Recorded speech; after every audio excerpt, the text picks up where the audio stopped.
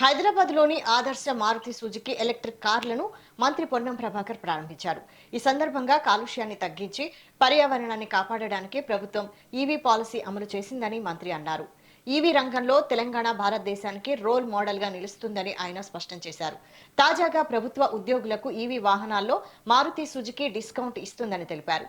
ఈ అవకాశాన్ని ప్రభుత్వ ఉద్యోగులు సద్వినియోగం చేసుకోవాలని మంత్రి అన్నారు.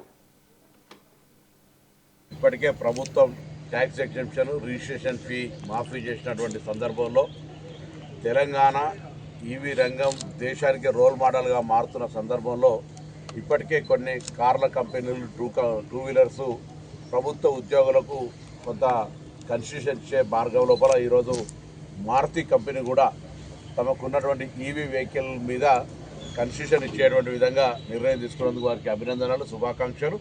ఈ అవకాశాన్ని ప్రభుత్వ ఉద్యోగులు వాడుకోవాలని కోరుతా ఉన్నాం.